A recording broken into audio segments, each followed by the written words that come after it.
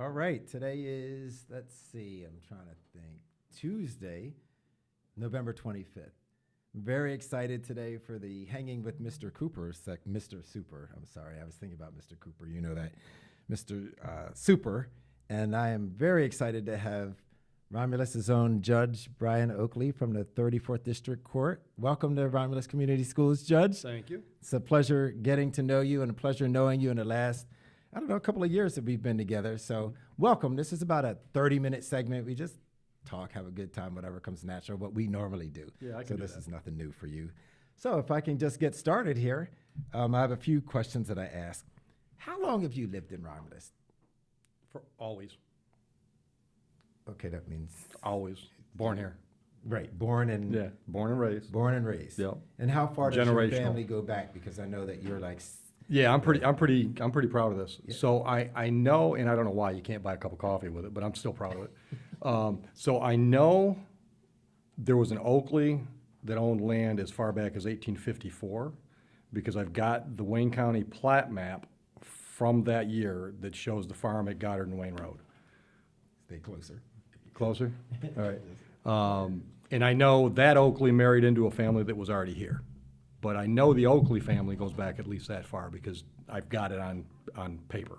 1854. So did you do some Yeah. like genealogy or No, something? I'm not that detail oriented. I just know I got my hands on the plat map and I looked in it and I know that guy's there. So I think that would have been my father's great-great-grandfather. I think that's what we figured out. So we've been here for a while. It's pretty impressive. So your family's very well known in Romulus. It's like you guys are like royalty in Romulus. At least that's how I feel. That's what I've kind of been told, and that's kind of how I feel. My dad had a pretty big footprint, I think. I thought so. Yeah. And what did your dad do exactly? Well, he was actually a builder. He was mainly, he did a little bit of everything. He did some commercial work too, but he built a lot of houses in Romulus. I always wondered if there was any way I could figure out how many he built in Romulus, because he started building houses before there was a city. So there'd be township records and the whole 9 yards. But he was a builder. And you'll appreciate this because it's school related. So there was an issue when my oldest sister is 6 years older than I am. So she's 70-ish. I'll just leave it at that. And she taught Romulus schools for 35 years. Wow. So when she was in Royalty Romulus. I think when she was in sixth grade, there was a busing issue, and they were going to bus kids from one end of town to another end of town. I don't know why. I think to balance out, how many bodies in a building, or I don't know what it was all about. But for whatever reason, my dad and a bunch of other people were worked up about it. My dad started going to school board meetings, and I don't know. You want to talk about royalty? I don't know if you know the name Jason Levette. I don't. Jason was a really cool guy. In terms of Romulus? Yeah, Okay. I think, if I remember, don't quote me, somebody listening will probably correct me, but I think he retired from the U.S. Army as a colonel, black man. And he retired from the U.S. Army as I believe it was a colonel, so back before there were a lot of black guys Absolutely, at that level, right. And he was on the school board. And after whatever that issue was resolved, he came up to my dad and said, "You need to be on the school board." My dad was always an opinionated guy. And he said, "You need to be on the school board." So somehow, my dad respected Jason. Jason kind of talked my dad into getting on the school board. So he did.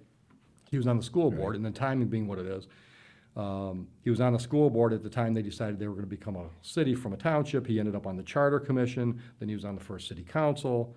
He ended up serving 2 stints, 2 four-year terms as mayor with 12 years between them, which I always thought he was was mayor. wild. That's what I thought. He was mayor for 4 years, and he was out for 12 years, and he was back for 4 years.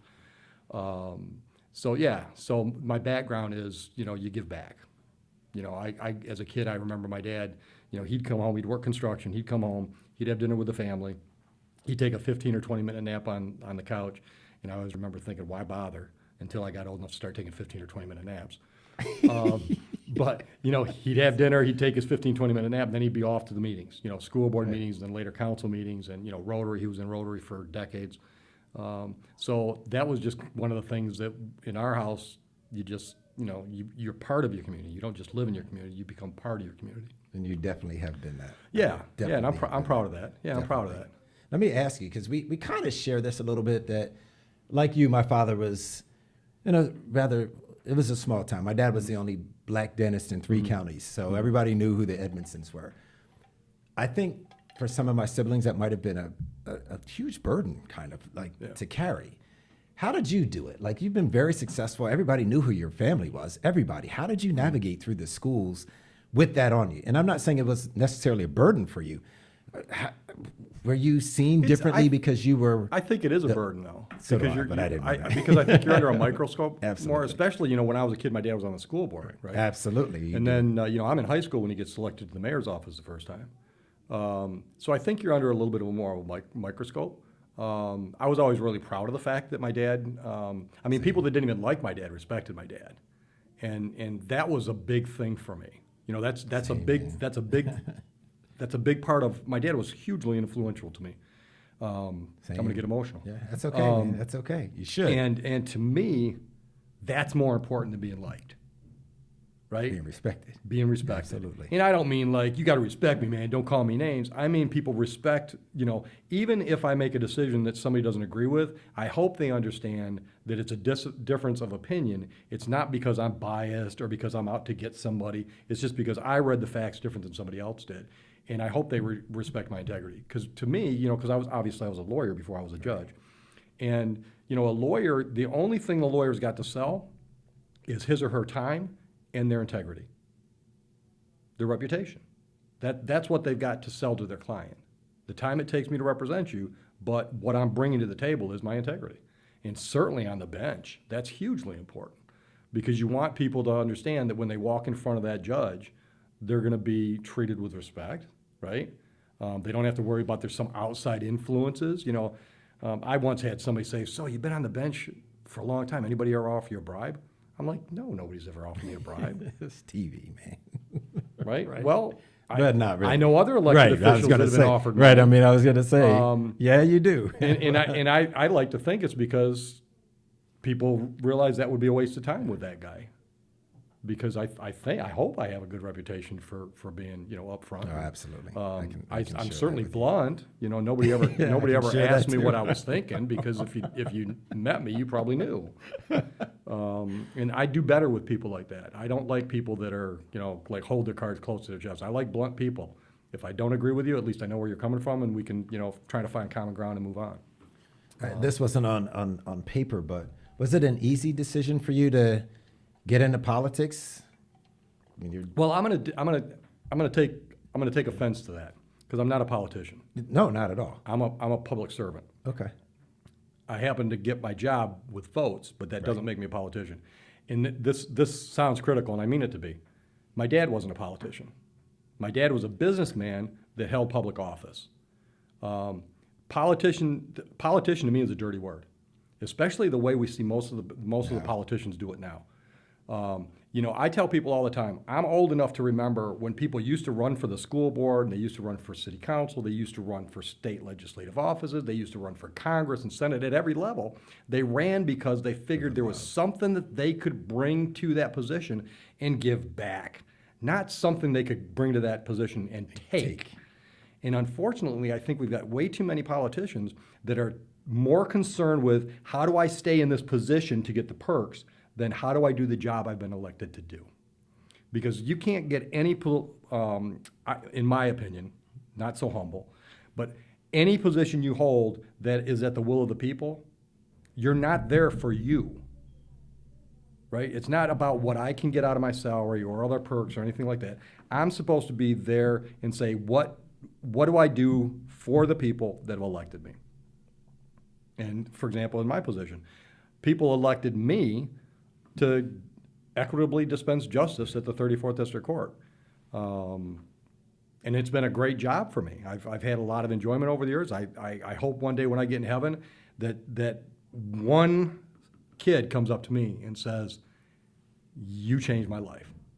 There's that emotion again. I can see it. That's all I want. It's all in your face. I the want emotion. I want to know when I get to heaven that I made a difference in at least one life. And then all the sacrifices, and I don't mean to sound like, it's been a huge burden, but when you're in public office, there are sacrifices.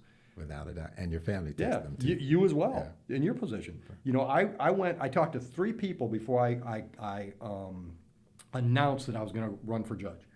Two of them were seated judges, and one of them was an attorney that I really, really respected his opinion. One of the judges was a guy I worked for when I was in law school.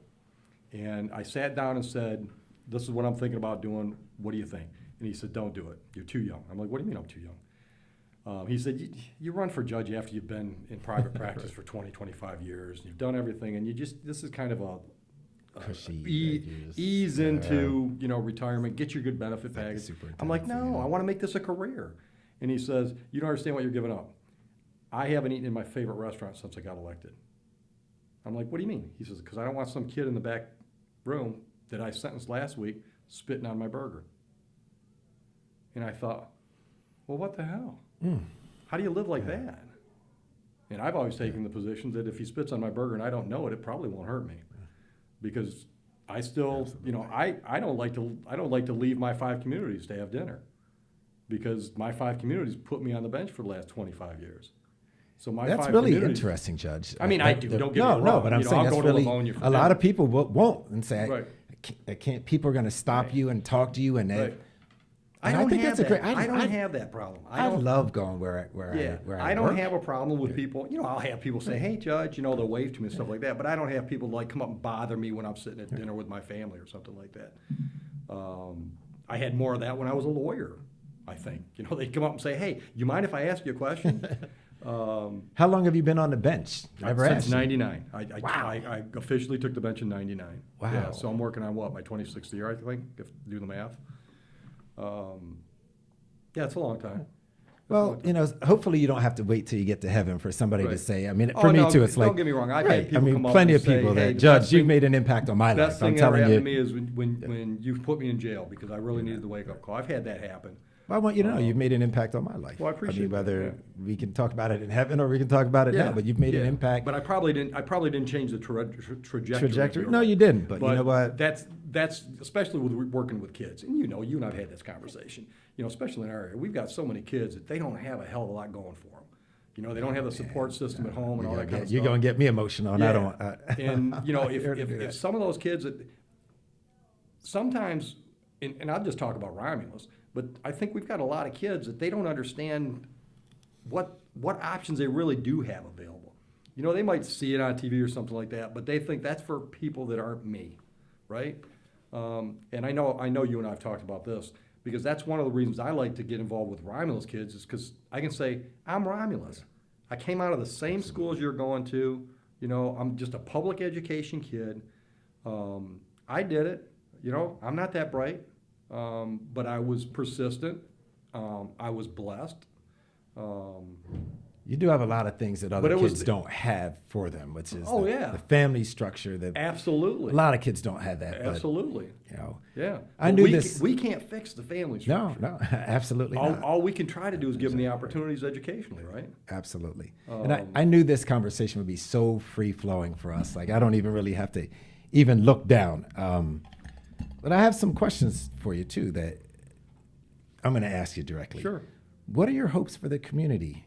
As a vested, you've been vested resident. Like, I want to get to the point where people that live in Romulus want to put their kids in Romulus schools, because, and once again, we've talked about that. It's just, here's my fear. If we don't get to the point where Romulus residents all want to send their kids to Romulus schools, eventually the school system goes. And if the school system goes, the community goes. And I mean, this is where my roots are. This is where all my investment is. You can't have a viable community without a viable school system. I just don't see how you can possibly do that. You're absolutely right. I'm working on a newsletter, and one of the things that I put in there is, I said, there is no one Romulus without us. And the mayor and I are pretty close too, just like you. Yeah. His is one Romulus, ours is Romulus. But I'm like, one can't leave the other. No. It can't happen. And as a community, you have got to understand that. Mm-hmm. You can't leave one behind. Yeah. It can't happen. Yeah. Or you're going to lose your entire city. Yeah. I'm not here to scare anybody. Well, it is reality, though. It is absolutely reality. Your school system, as well as what does your city have to offer to. The two have to figure it out. Yeah. And I don't know if, I was going to ask you, you've seen the best days of Romulus, maybe? I mean, in your time here, and you've probably seen the worst, if we've seen them, the worst. What is your suggestion for getting it back to whatever you feel the best days were? I don't know, Ben. I wish I knew. I'd share it with you free. You're human. No, You crack me up. I though. think You part don't of even it, mean to. seriously, Funny and once to me. again, I'm not going to tell you anything I don't think we've already talked about. One of the things I think we made, when I say we, I don't mean Ramos, I mean I think That's as a okay. country, I think we really screwed up. We had this whole, no kid left behind, and we were trying to put every kid on a college course, and that's just not feasible. Especially now with the cost of education is astronomical it is. So what I like, one of the things I think we need to do is we need to bring the voc ed type stuff back to Romulus for a couple of reasons. I saw a quote not too long ago from the CEO of Ford Motor Company. He said by 2030, half the white collar jobs in this country are going to be gone to AI. So why are we going to why are we going to try to get every kid an education to get a white collar job that ain't going to be there, right? I just had lunch with a couple people today. And one of them is like a junkie. I mean, he's on the internet. He watches BBC on the internet. I mean, he's like a junkie.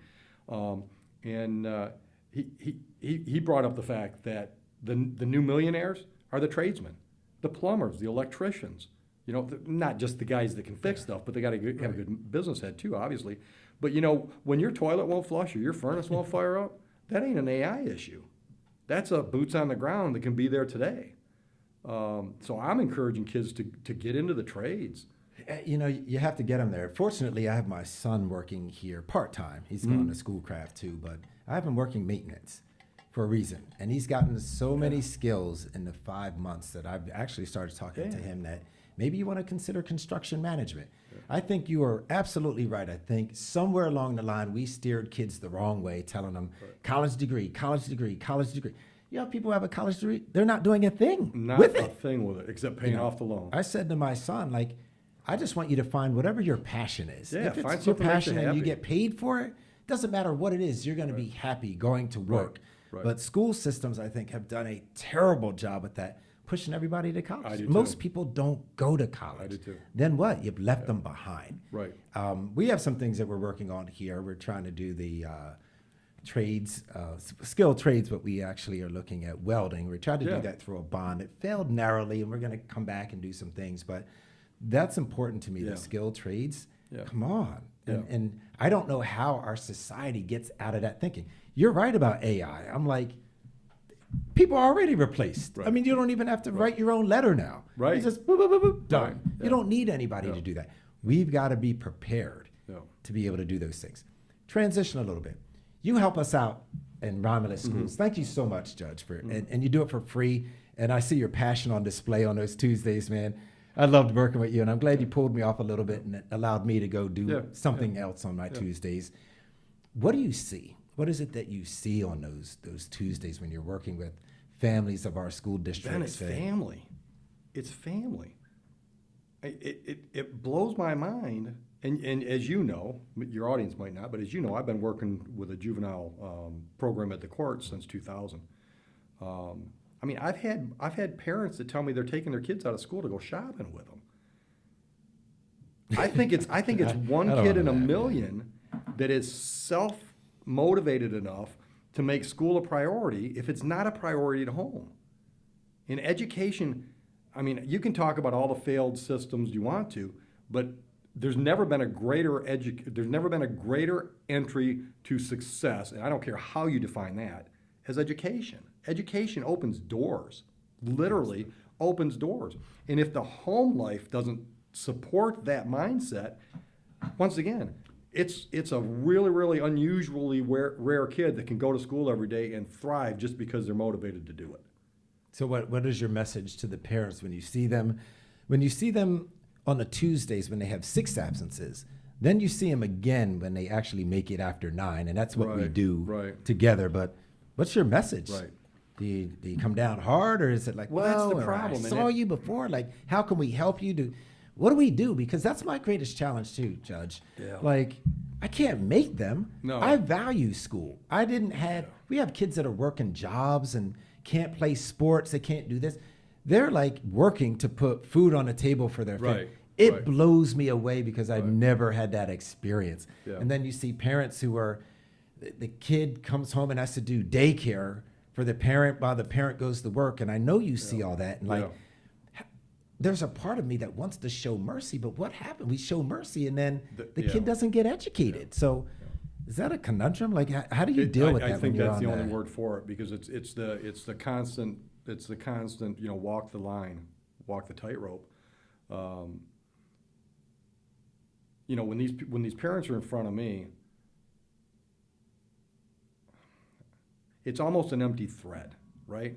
I mean, I'm not going to put some parent in jail because their kid's not going to school. I get fired up over it, but But, I get it. But I get I fired up. want to sometimes, Right. but that's not going to help. That's not going to make the kid go to school, Impacts right? the family structure too if that happens. But it could just make create Right. greater burdens for the family.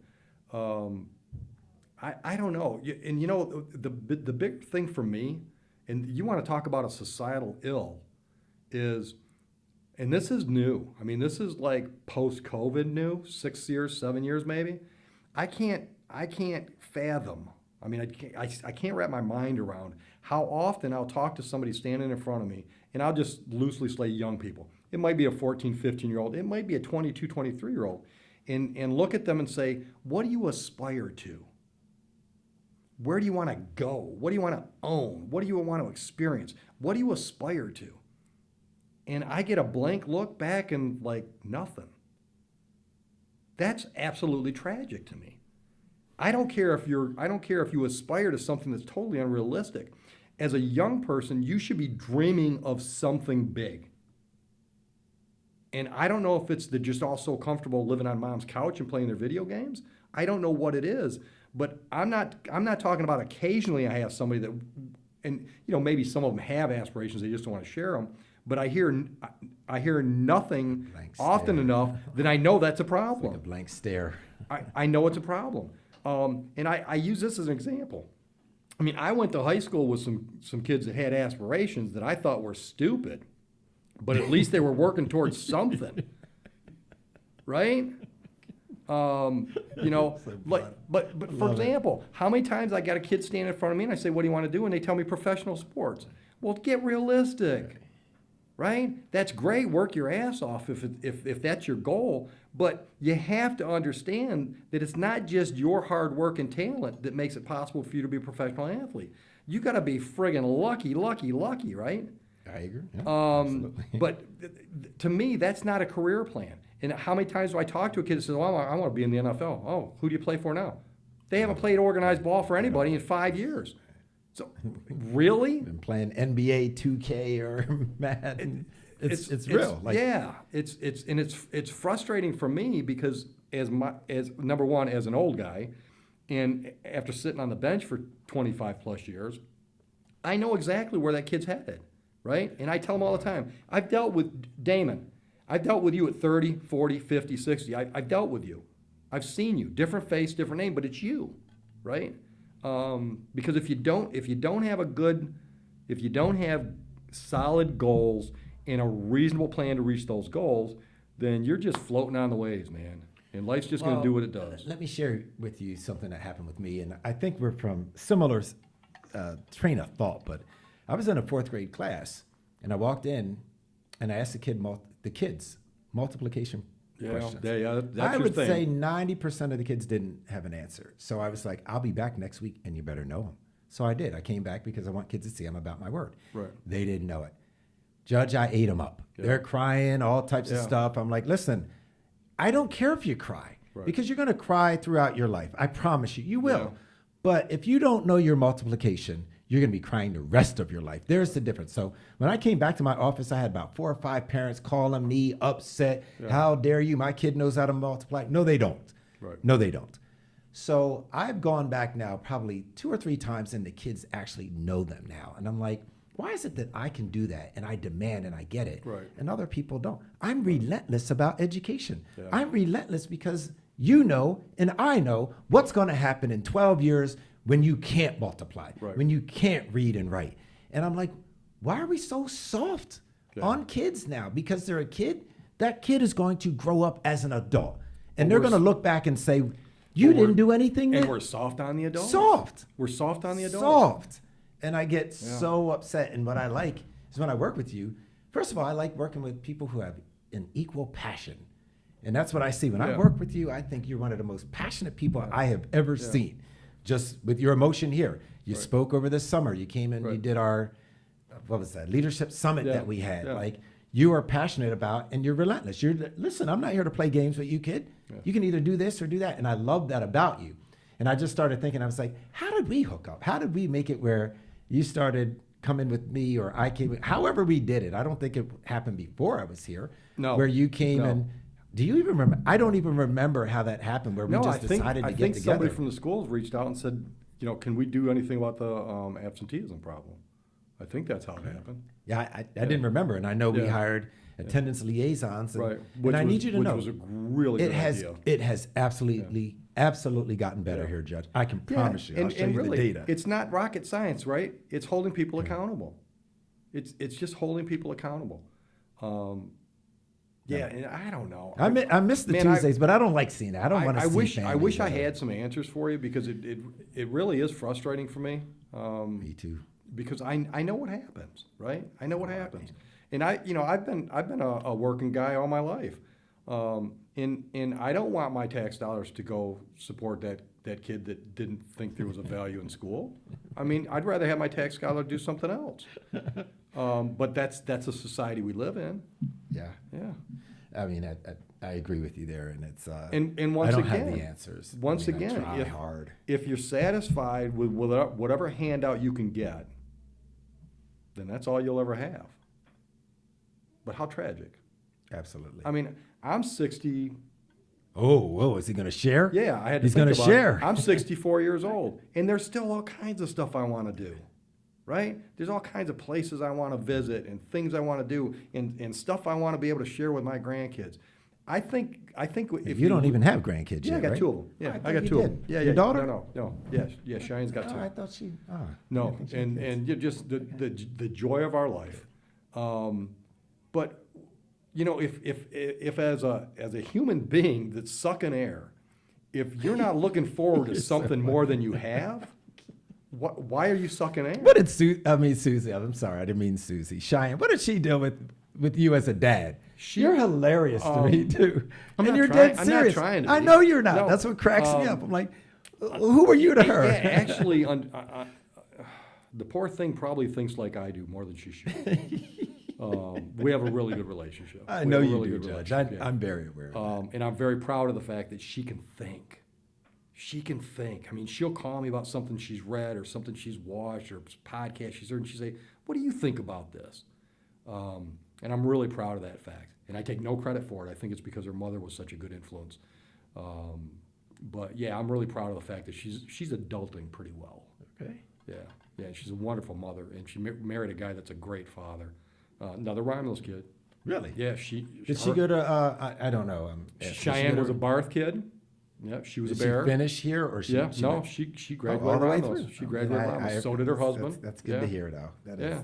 That's good to hear. That Um, you have believed in this school district, and even in your work with us on Tuesdays, man, it's just clear. Like, you have a love for this city, Yeah. and a love for wanting kids, and like you said, wanting kids. That's what keeps me up at night. Is like, man, I work so hard for this school district and what I want for kids and things. And what keeps me up at night is that everybody else doesn't want that. Right. Like, that's the Right. hardest thing. Like, Right. why don't you want these things? We try to keep giving you all these things, but I also realize, like, a lot of kids, like, this is not an affluent community. It's not an affluent community. So it's hard sometimes to come in with affluent ideas into a Right. community that's not aligned with where you are. So sometimes that keeps me up. I want this school to be a high-performing school district, and I would be remiss if I said otherwise, and I do. It's just hard, Judge. Yeah. I don't know the days of when the state allowed choicing in the schools and choicing out. that ruined Yep. everything that we grew up with. Yep. I mean, what we grew up with. I knew I was going to go to my home school. I knew Right, that right. I would be there for 12 years unless I moved something. That's And your all parents knew gone. that was where you were going, so Absolutely. they were invested in Absolutely. that district. And now we have people that are That's- jumping I everywhere, think that's not a major vested, problem. not paying taxes. I think it's a major no, problem. Nothing. I Right. think it's a huge problem. Because I don't have to work to make my Romulus schools better if Absolutely. I can just take them somewhere else. Absolutely. And Right. then the killer And shop. It's like buying shoes. I can go wherever I want to. shop the school, but even worse, Yeah. then they're taxpayers and they vote against their own interest Yep. in your school district. Dude, I've never, Yeah. it's almost insanity to me that Yeah. I'm going to send my child here. My taxes will be here. I'm sending him here, but I'm going to vote down everything you do on this school because I'm mad with you. And it's Well, just, my kid it's- doesn't go there, so why do I want? it's a Right. So the days like terrible I system. have this idea Yeah. of what I want Romulus to be. I wasn't here when you were here and they had Mm. 4,000, 5,000 kids in this Right. district. We only have 2,000 now, like Yeah. hanging on to Yeah. 2,000 because people can go everywhere Right. else. Do I get scared? I don't get scared that it'll be closed down, but if you only start getting down to 1,500, what are we looking at? Yeah. What are we looking at? And Well, the dangers. And of the that other is- problem is, once again, I see this because I've been running this juvenile program. You know, little Sally's having a problem at school X. All right, So you instead of got- getting to the root of the yeah, problem, mom just convinces herself that if we take her from school X and go to school Y, or better yet, district Y, right?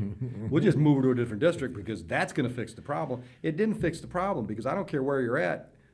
Whatever kids she was having problems with at this district, those same kids are over at the other school, right? Or whatever Sally's issues are, they're causing her problem, she's taking those issues with her. So they hop from district to district to district, you know, to charter school here, no, district there, absolutely. and the kids are the ones that are suffering. The kids are biggest suffering. problem. And I love being able to talk to someone like you, Judge, that gets it. Like you Right. get my daily struggle. That's a daily struggle for me. Like I'm trying my hardest to try to impact students here, only to see them leave. Or some of the things I hear, it's ghetto. I get some of that. I mean, it makes me cringe. Right. But I was also here. I came to Michigan in 1999, and I worked in Wayne Westland. Wayne Westland schools held Romulus community schools. It was reverence, man. It was pure reverence. They said to me, "You need to go on over to Romulus because they're doing some great stuff." Yeah. And I know what happened. I'm not going to say it here. We probably do, but something has happened since then. Since that was 2000, in the year 2000, and here we are in 2025, and you have a school district that's now struggling. It went from being the premier in This area. in this area to where it is now, and it's just a struggle. And Right. it's baffling. And I know some decisions have been made that have impacted the school. I'm not talking about leadership wise, but some decisions have been made. Or if a school district closes and then it's Right. perceived, you have some of that's going on, and it's just made my Huge job struggle. challenging. Huge struggle. Challenging. So we're gonna kind of end this little bit here. Get down to the last couple minutes. So how'd your hunting season go? We've missed done- any? No, I'm My down hunting to a season- couple my more. hunting season's I not mean, over. I have here. You're an outdoorsman for sure. How have you fared hunting this season? You know, people need to know how to not judge. over. How's It's the not ju- over. That doesn't sound good. Yeah. That sounds hopeful. It's not over. Hadn't been going so well. I'm not eating chicken all year. Let's put it that way. No, I killed a nice buck October 20th during bow season, and Yeah, you sent me a beautiful picture. I I'm thought still- maybe that was I'm still AI looking. generated. I thought maybe that No, was. it was not. It was so pretty. I'm not that smart. I think I showed the mayor too. Maybe you sent him one already, but I showed the mayor that when I was like, "Look, who looks this good when they go hunting?" I didn't look This that good. guy, his hair was Yeah. nice. He's looking good. I didn't see any blood on him. I was like, man, he's done it. The field dressing I know was. how to take dead animal pictures. This You get all guy- the blood out of the picture. This guy had a beautiful picture. Where's that buck anyway? Is it? Do you get him? You No, take him right to now, the right now, the taxidermy? head's sitting in the freezer waiting to go to the taxidermist. Do you have That one I'm gonna put on the wall. That because was a that's- nice That's, rag. that's That was the beautiful. biggest buck I've ever killed. that was by around far. here? It was over in Sumter, yeah. He even actually said Four- the town. I don't know. 4.3 folks. I don't miles know. from my house. I don't know. That thing was Yeah. beautiful. Yeah, it was a nice But listen, on a personal note, I want to thank you for the support you've given me. You just have. You haven't had to say it to me. I just feel it. And you've accepted me into this community when people have a lot to say. You've been there when I got fired and when I've been brought back. And I just appreciate just you. I just do. On Tuesdays, I look forward to it. I know that we think alike similarly. I mean, I don't know, but similarly on tough issues. Like It needs to be done. Okay, Yeah. I'm not here to play games with kids. I love kids. I love families. You hold them to a standard of your Well, that's how expectations you are show 'em high. love. And I just Expect really something out appreciate of 'em, you're, right? you're a Yeah. genuine asset here. Thank you. Last one. Three adjectives or nouns for the city of Romulus as you see it. Family is the first one that comes to mind. And that's been one thing that's been very helpful for me is talking to people like you that are very involved in Romulus but didn't come from Romulus. Because, and I think you and I have talked about this,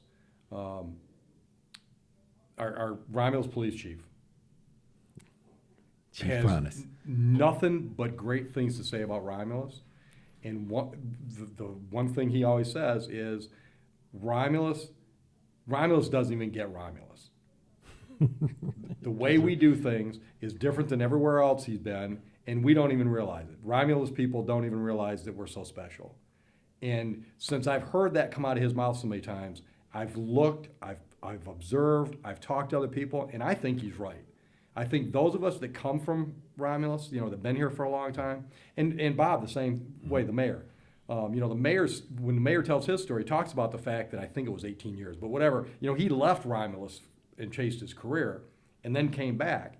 And when he had to talk Kendra into coming back to Romulus, that's one of the things he sold her on is, you don't understand, Romulus is community. Romulus does community. And I think it's almost organic the way it happens. But I do really believe that. When there's a Romulus family in need, Romulus does a pretty good job of taking care of them. So for me, it's community, family, and we're unique. And I'm going to sound like I'm a part of Bob's administration right now, but that's one thing. Really, There's the endorsement, folks. yeah, but seriously, you I look love the around, mayor, though. we got the railroads, we got the expressways, we got the airport, we still got a lot of undeveloped real estate.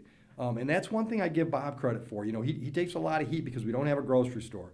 I get it, but we're never going to have a grocery store. It's you're just not. It's just absolutely it ain't going right. to happen. It's just not going gonna to happen. Right, give Sure, that up. I'd love, when my wife goes to Myers, it's a 3-hour ordeal. Yes. I'd rather have her to go up the road a little bit and just, honey, just go buy me something for dinner. I want to see you before the sun goes down. You know what I mean? So I'd love to have a grocery store, but it ain't going to happen. But I think Bob's kind of held the line because we could develop everything we've got industrial, right? Everybody wants to bring trucking to Romulus because we got the railroads, we got the airports, everything. we got the expressways. And I think Mayor McCrate is and his whole team have done a real good job of, like I think Bob's phrase is telling the Romulus story. Yeah, that absolutely. we've got things here that nobody around us has, and we shouldn't be selling cheap. And by that I mean we shouldn't just take any old development because it gets a piece of vacant ground on the tax rolls. We got to be intentional because once you open the door there, that's it, right? So I think that's another adjective that I would use is we're unique. Romulus is unique geographically, resource-wise. I get excited about Romulus when I think of what could be, and then I get depressed because I grew up hearing the stories about what Romulus was in the 40s and 50s. We had 3 car dealerships and a tractor dealership in downtown Romulus and a movie theater. Right? And a lot of those changes aren't Romulus, right? It's just the way things move. We didn't have 2 major expressways then when people could go everywhere else for all that stuff. But yeah, you talk to people like my mom and dad's generation, and Romulus was pretty much like picture perfect, small town USA. Yeah, I don't know if that helps or not. It does. I appreciate it. I'm going to end by saying, I look at you in terms of Romulus, and I think that you're a national treasure. And I mean that. A national treasure isn't something that anybody can just find. It isn't. You can only find them at certain places, and you're that guy in Romulus. And I'm Tell honored. me how I can have my wife listen to this. We're going to give you everything that you need, and she's going to say, "Oh my God, she's heard it." But you're pretty passionate, man, and I just appreciate it. I've said it before. I'm going to say it, and I'm going to end this way. I appreciate you, Judge. I appreciate everything. Just the simple things, inviting me out, Yeah. to hang out with you and get to know you and things like that. I really appreciate it. It does matter when somebody is not from here Yeah. and they come here and they're embraced by people that are here. So thank you. You're welcome. We'll be in touch, and I appreciate you for taking up You're this welcome. This was fun. opportunity, man. Yeah, this is Absolutely. fun. It is Yeah. fun. Yeah. Thank you. We'll get you that information. Yeah. Oh, I All was right, kidding, folks. but I'll make No, her but we listen. are. I'll make her listen. All right, folks. Thank you. Thank you, Adam, Mr. Dennison, for everything you do.